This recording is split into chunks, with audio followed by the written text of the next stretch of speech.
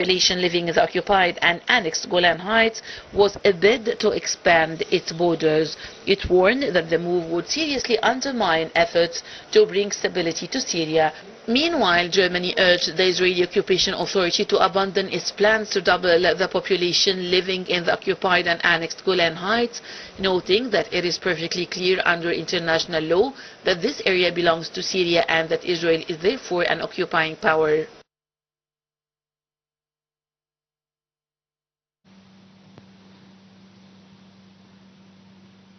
And to shed more light on the situation in Syria, we are joined over the phone by former Assistant Foreign Minister, Ambassador Gamal Bayoumi. Good evening, sir.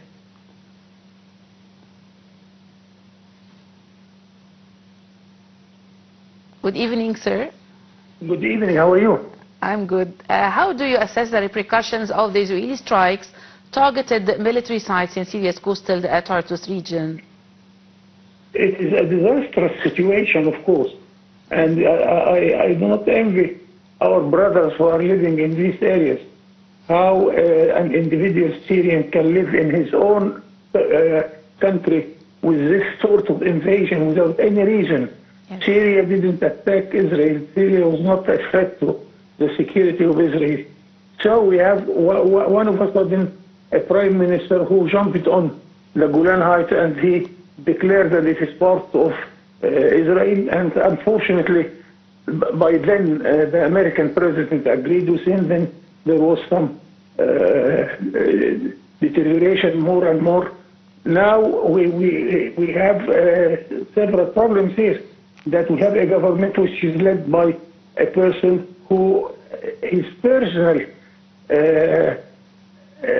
reasons, for his personal reasons, he wants to continue this war, because otherwise he will be asked to be trialed and get in jail. Yes. We have the armament industry also. It is a hidden force there, that the armament industry is behind all of this, because the volume of trade of armament in the last year, much more than $100 billion. Yes. So who can stop this? It's an unfortunate situation, but the position of Egypt, which is the largest country in the area, and I'm quite sure that Israel wouldn't try to annoy Egypt, because the peace treaty would stop them from doing this. And I know personally that there are sources of public opinion in Israel who are satisfied with the situation on the Egyptian border. They do not want to create problems with Egypt. Yes. Neither with Jordan, because Jordan is also with Egypt, is the only countries who recognize Israel and signed a peace treaty. So, but unfortunately, that we have a problem with the international United Nations, that we cannot get a serious decision from the Security Council, because 14 member states in the Security Council are voting with our problem in Palestine or Gaza or Syria, and one single vote is using its veto. So what a situation. I hope that this wouldn't encourage people who are highly threatened by this situation to start another war and another war. Yes. Which is something we do not want to happen at all.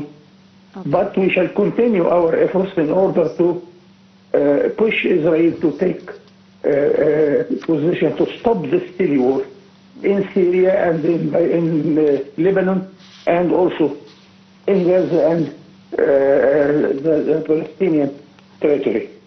Yes, Ambassador Bayoumi, Egypt, Saudi Arabia, Qatar, Jordan, and the United Arab Emirates condemned Israel's government's plan to build settlements in the occupied Golan Heights. How do you weigh the echo of this? It is, of course, a serious position from all these countries where Israel is looking to have normal relations. Yes. But the attitude of Israel, really, to me as a diplomat, it is a joke. because the economists put sort of article saying that what Israel is building is a ghost houses. Yes. They do not have enough people to occupy these settlements, especially with the late development when we have what we call the opposite migration. Yeah. American and European who came to Israel thinking that it is the paradise, they discovered that they cannot live in such environment. So yeah. They started to go back to their countries. One day the Israelis will be less than the Palestinians in their own country. And what future Israel is seeking to build more settlements, ghost houses, just to put the hand there, and they think that some Jews would come and occupy it.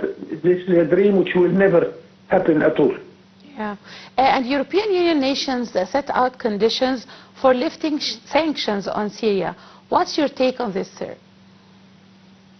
The European Union also is a little bit biased to Israel, and don't forget that Napoleon, when he came to Palestine, he invited the Jewish community in Europe to come and occupy this dear piece of land to stop the connection between the Arab in the Maghreb and the Arab in the Mashriq.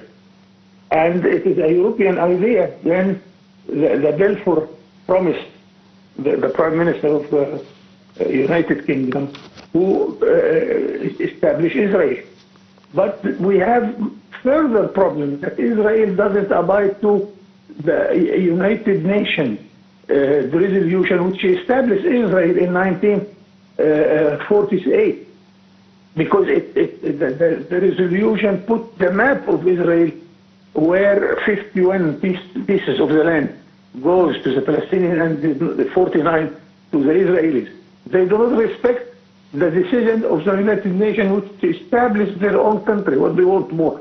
Yeah. A strange position, but we have to take a long period and to help our brothers in Palestine to continue resisting this situation, not to abide to anybody to put them to push them to leave their country, and we shall do whatever it takes to keep the Palestinians in their own country. Okay, Ambassador Bayoumi, in your opinion, how would Syria's interim government achieve a peaceful political future involving all minority groups? Yes, Syria made a big mistake. Yeah. That one tribe, which is Alawiyin, took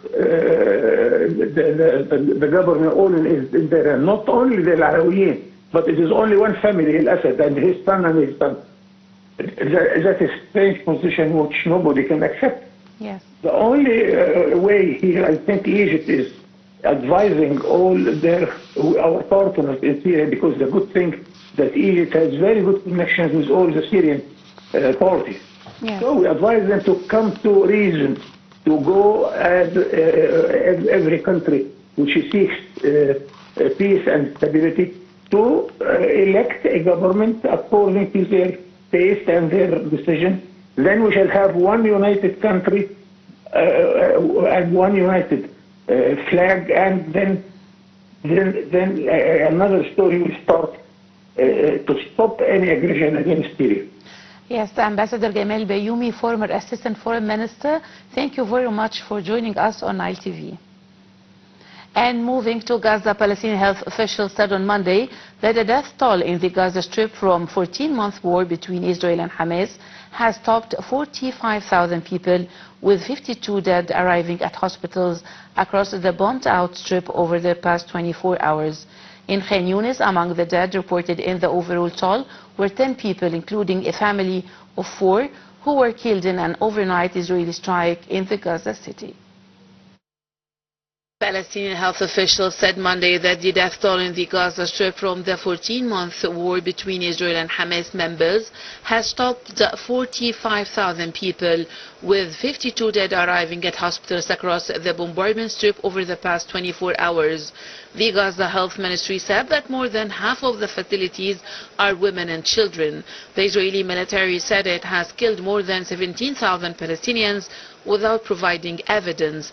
In Khan Yunis, among the dead reported in the overall toll were 10 people, including a family of 4, who were killed in an overnight Israeli strike on Gaza City. The relatives of Palestinians killed by Israel gathered around their white-shrouded bodies on Monday before carrying them to their graves. Nasser Hospital initially reported the strike had killed 16 people, but it later revised the death toll as the 3 other bodies had been from a separate strike that hit a house. The strike late Sunday also hit a house in Gaza City eastern neighborhood, according to the health minister's emergency service. Rescuers recovered the bodies of 10 people from under the rubble, including those of 2 parents and their 2 children. Around 100 hostages are still inside Gaza, at least a third of whom are believed to be dead. Most of the rest were released during a ceasefire last year.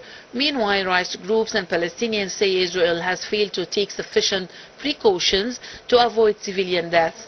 With the death toll mounting ever high, efforts to reach a ceasefire have picked up in recent weeks after repeatedly faltering. Qatar, Egypt and the United States have renewed their efforts to broker a deal at senior levels in recent days.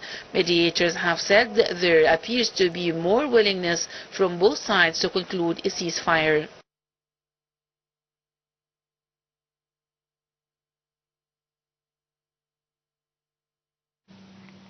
A survey showed on Monday that British businesses this month cut staff numbers at the fastest pace in almost 4 years, so the sterling rose against the dollar and the euro as the survey of business activity pointed to rise in prices in Britain, and investors braced for a string of central bank meetings this week. To know updates related to British fiscal policy, we have more in the following report.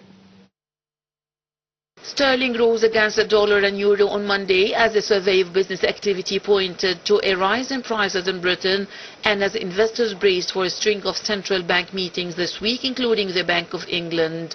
The survey showed that British businesses this month cut staff members at the fastest pace in almost 4 years, raised prices and turned more pessimistic about the outlook. The preliminary S&P Global Flash Composite Purchasing Managers Index held at 50.5 in December, remaining just above the 50.0 line that separates growth from contradiction, but below expectations of economists for a rise to 50.7.